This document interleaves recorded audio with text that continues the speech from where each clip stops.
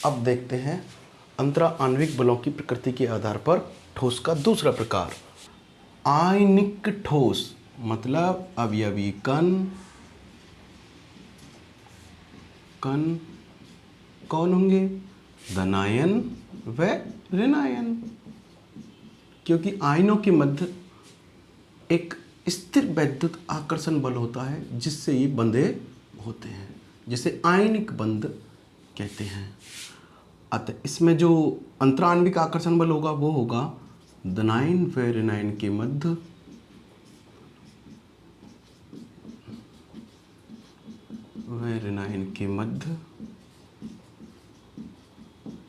स्थिर वैद्युत आकर्षण बल।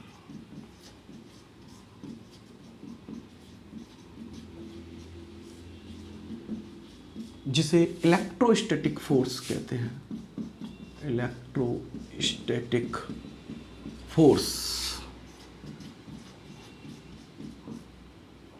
बल, जिसे कि इंग्लिश में क्या कहते हैं? इलेक्ट्रोस्टैटिक फोर्स कहते हैं, पाया जाता है।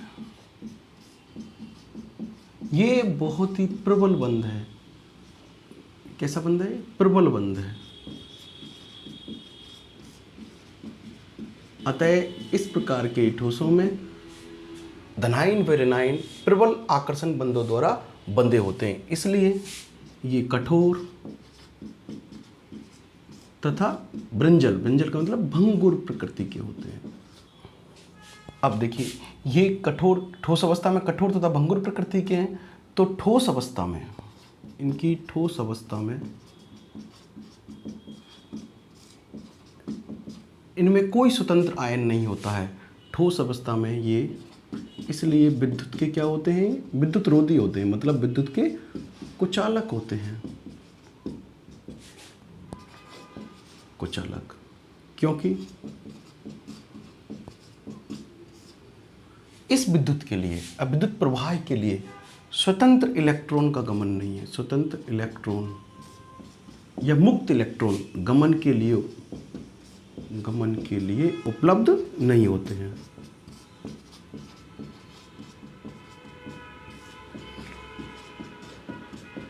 अब देखिए, तो इसका मतलब ठोस अवस्था में ये विद्युत के क्या हैं? कुचालक, मतलब विद्युत रोधी हैं।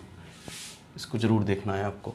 इसके बाद देखिए, यदि हम इनकी विलयन बना दें, मतलब विद्युत के कुचालक क्यों होते हैं? स्वतंत्र आयन गमन के लिए नहीं पाए जाते हैं।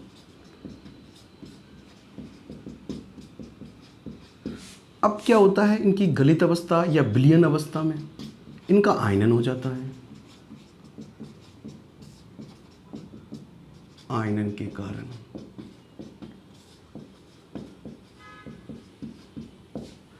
देखिए, गलित अवस्था में आयनन के कारण क्या होता है? इसमें स्वतंत्र आयन गमन के लिए उपलब्ध हो जाते हैं।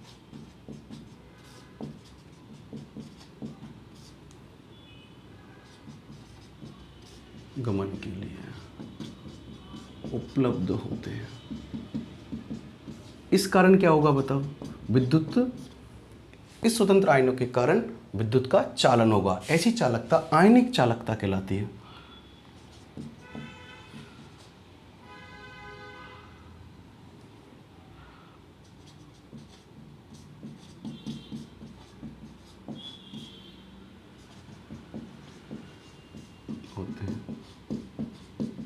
ऐसी चालकता को हम आयनिक चालकता कहते हैं, क्योंकि ये चालकता आयनों के कारण उत्पन्न होती है।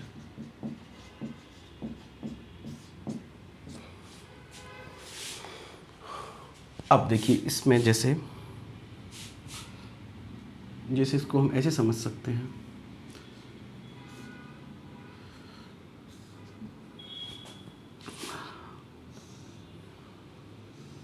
ये विद्युत अपनी सेल बनाते हैं, इलेक्ट्रोलाइटिक सेल, जिसमें हम एनोड और कैथोड लगाएंगे।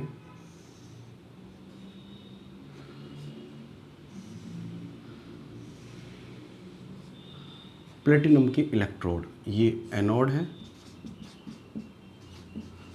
प्लस ये कैथोड है। जिस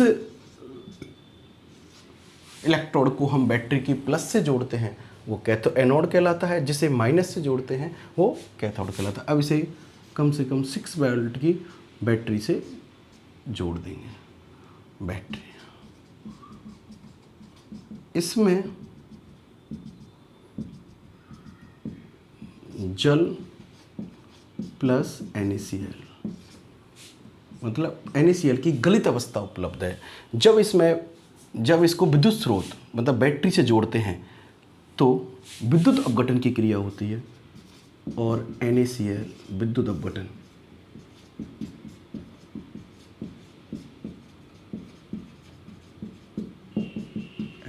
और NaCl का आयनन हो जाता है, अपघटन हो जाता है और Na प्लस और Cl माइनस बनते हैं, अर्थात आयनिक यौगिकों का विद्युत की उपस्थिति में विलयन में अपघटन हो जाता है, जिससे धनायन व ऋणायन बनते हैं। अब ये धनायन और ऋणायन इस विलयन में, इस सेल में विपरीत आवेशित इलेक्ट्रोड की ओर गमन करते हैं। देखिए इस पर क्या आवेश है प्लस, Na पर क्या आवेश है प्लस, तो Na प्लस किधर जाएगा कैथोड की ओर, ऋणात्मक की ओर जाएगा। तो Na प्लस एट कैथोड पर गमन करेगा, कैथोड की ओर जाएगा। Cl माइनस पर माइनस है, एनोड पर क्या है प्लस है, अतः धनाग्र मतलब एनोड की ओर गमन करेगा। इसका मतलब आयनों का क्या हो रहा है गमन हो रहा है, अर्थात विद्युत धारा का चालन हो रहा है। ठीक है, ये हम लेसन नंबर 3 इलेक्ट्रोकेमिस्ट्री में पढ़ेंगे, इसका डिस्कस वहाँ करेंगे। अब इसके एग्जाम्पल देखते हैं। NaCl कोई भी लवण, NaCl, KCl, ZnS आदि।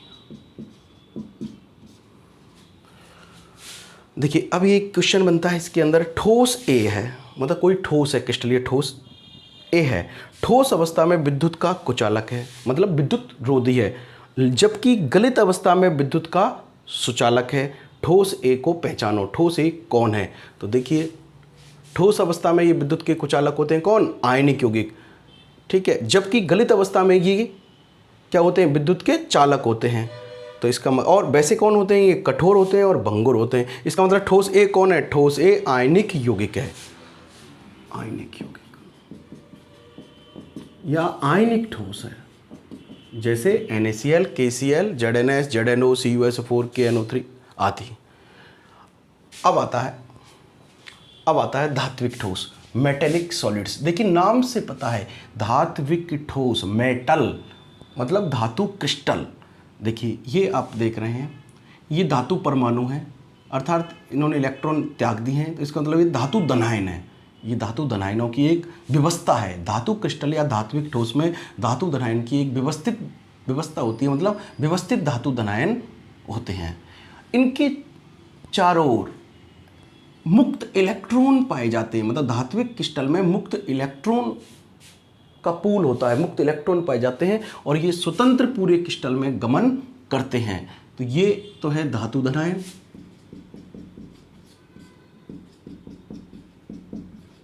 और ये है मुक्त इलेक्ट्रॉन। इसका मतलब इसमें अवयवी कण, इस प्रकार के क्रिस्टल में अवयवी कण धातु धनायन होगा।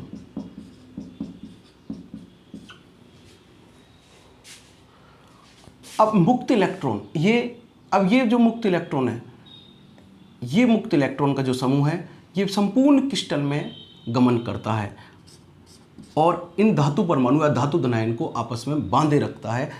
इस कारण एक प्रबल बल लगता है जिसे धात्विक बंध कहते हैं, बंध द्वारा बंधे होते हैं। अतः ये अत्यधिक कठोर होते हैं।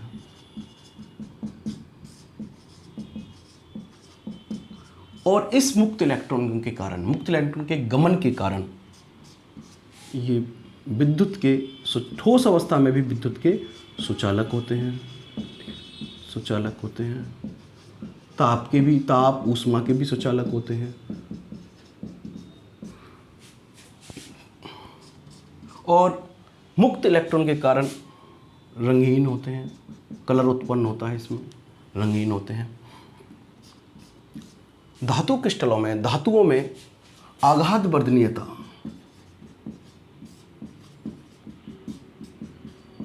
मतलब पीटने पर या चोट मारने पर ये चद्दर बन जाते हैं, ठीक है। वह तन्यता, तन्यता का मतलब यानी कि तार बनाए जा सकते हैं, तन्यता का गुण होता है। अब ये प्रबल धात्विक बंधों द्वारा आपस में बंधे रहते हैं। ये इसमें मुक्त इलेक्ट्रॉनों का समूह और धातु धनायन आपस में बंधे होते हैं, इसलिए इनका गलनांक बहुत अधिक होता है, गलनांक अत्यधिक उच्च होता है,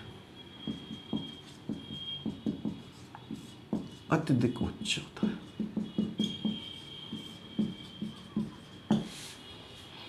एग्जाम्पल के रूप में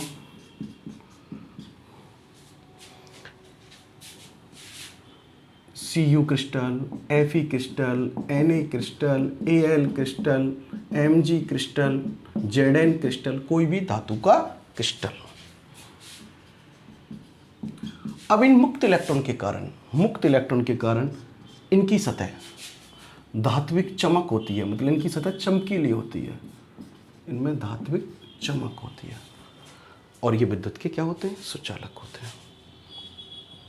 अब आता है सहसंयोजक या नेटवर्क ठोस। चौथे संयोजक, जिसे नाम से पता है सहसंयोजक, इसका मतलब इनके अवयवी कणों के मध्य सहसंयोजक बंध पाया जाएगा। सहसंयोजक बंध हम पहले भी डिस्कस कर चुके हैं। सहसंयोजक बंध कौन होता है? जो दो परमाणु के मध्य इलेक्ट्रॉन की साझे से बनता है, समान साझे से बनता है। दोनों परमाणु के एक इलेक्ट्रॉन साझा करता है, अर्थात भाग लेता है। इनमें अवयवी कण परमाणु होते हैं, परमाणु होते हैं, और इनके मध्य प्रबल व दिशात्मक, जो इसमें प्रबल व दिशात्मक सहसंयोजक बंध होता है। अब इस सहसंयोजक बंध के कारण इनके परमाणु बहुत प्रबलता से जुड़े रहते हैं, क्लोज बॉन्डेड होते हैं, इसलिए ये अत्यधिक क्या कठोर हो जाते हैं।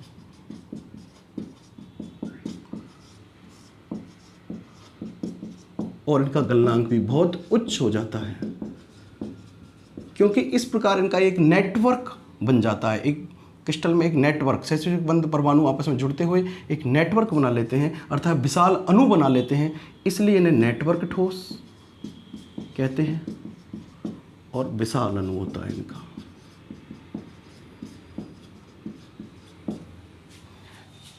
एग्जाम्पल के रूप में हीरा, डायमंड, ग्रेफाइट, ये कार्बन की क्रिस्टलीय प्ररूप हैं। कार्बन के 3 क्रिस्टलीय प्ररूप होते हैं, हीरा, ग्रेफाइट और फुलरेन। Al, aluminium nitride, SiC, silicon carbide, SiO2, silica, जिसमें ये बहुत ही इंपॉर्टेंट है ये दोनों उदाहरण, हीरा और ग्रेफाइट। अब देखते हैं हीरा, डायमंड। अभी बताया आपको कि हीरा और ग्रेफाइट कार्बन की क्रिस्टलीय प्ररूप हैं। ये देखिए हीरा, ये हीरा, ये हीरे की एक यूनिट स्ट्रक्चर है। हीरे की ये चतुष्फलकीय संरचना है, टेट्राहेड्रल स्ट्रक्चर है। इसमें एक कार्बन परमाणु अन्य 4 कार्बन परमाणुओं से चतुष्फलकीय रूप से घिरा रहता है, जिनमें बंध कोण का मान 109 डिग्री 28 मिनट होता है। इस प्रकार हीरे में चतुष्फलकीय इकाइयां दीर्घपरासी व्यवस्था में व्यवस्थित होती हैं, इसलिए हीरा अत्यधिक कठोर होता है और इसमें कोई भी मुक्त इलेक्ट्रॉन नहीं होता है, क्योंकि यहाँ पर कार्बन 4 बंध बना रहा है और कार्बन के बाह्यतम कोश में 4 ही इलेक्ट्रॉन होते हैं, अर्थात कार्बन की संयोजकता 4 ही होती है। इसका मतलब इसमें मुक्त इलेक्ट्रॉन नहीं है, मुक्त इलेक्ट्रॉन या संयोजकता इलेक्ट्रॉन नील नहीं है, इसलिए यह विद्युत का हीरा विद्युत का कुचालक है, कठोर व विद्युत का कुचालक है, कठोर व विद्युत का कुचालक।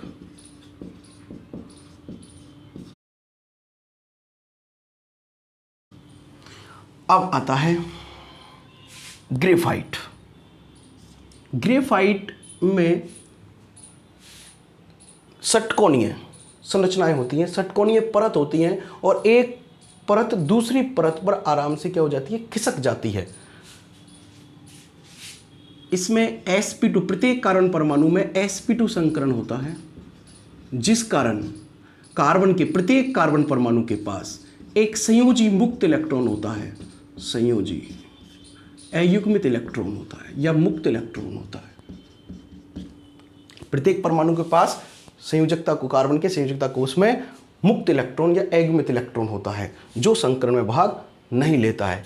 इसलिए इस मुक्त इलेक्ट्रॉन के कारण, इस इलेक्ट्रॉन के कारण यह विद्युत का सुचालक होता है। ये अब बात है, जबकि जनरली ये सभी सहसंयोजक या नेटवर्क ठोस विद्युत के कुचालक होते हैं एवं कठोर होते हैं, लेकिन हीरा विद्युत का सुचालक होता है और इसकी परतीय संरचना होने के कारण एक परत दूसरी परत पर खिसक जाती है या फिसल जाती है, इसलिए यह मुलायम तथा चिकना होता है। यही कारण है कि ग्रेफाइट का उपयोग मशीनों में शुष्क स्नेहक के रूप में करते हैं, शुष्क स्नेहक के रूप में करते हैं। ठीक है, तो आपसे इस तरीके से क्वेश्चन बनता है कि ठोस ए अत्यधिक कठोर, ठोस ए अत्यधिक कठोर तथा विद्युत रोधी है, ठोस को पहचानिए। यह ठोस सहसंयोजक या नेटवर्क ठोस है और उसमें भी है हीरा है। ग्रेफाइट में sp2 संकरण है, हीरे में sp3 संकरण होता है। क्वेश्चन ये बनता है कि ठोस ए मुलायम तथा चिकना होता है एवं विद्युत का सुचालक होता है, ठोस को पहचानिए। तो ये ठोस भी सहसंयोजक या नेटवर्क ठोस है जो ग्रेफाइट है। देखिए, सारे ठोस सहसंयोजक या नेटवर्क ठोस विशाल अणु होते हैं, विद्युत के कुचालक होते हैं, कठोर होते हैं, इनके गलनांक उच्च होते हैं। ये विशाल अणु होते हैं क्योंकि इनमें प्रबल सहसंयोजक बंध पाए जाते हैं और इनके अवयवी कण परमाणु होते हैं। लेकिन ग्रेफाइट में मुक्त इलेक्ट्रॉन के कारण, कार्बन के pz ऑर्बिटल में एक अयुग्मित इलेक्ट्रॉन के कारण यह विद्युत का सुचालक होता है और परतदार संरचना है, षटकोणीय परतदार संरचना है और एक परत दूसरी परत पर फिसल जाती है, खिसक जाती है, इसलिए यह मुलायम तथा चिकना होता है। इससे अगले वीडियो में जो इस चैप्टर का तीसरा वीडियो होगा, तीसरा लेक्चर होगा, उसमें हम डिस्कस करेंगे क्रिस्टल जालक एवं इकाई कोष्ठका या विमीय कोष्ठका। क्रिस्टल मतलब crystal lattice and unit cell एवं यूनिट सेल के प्रकार एवं ब्रेवे जालक।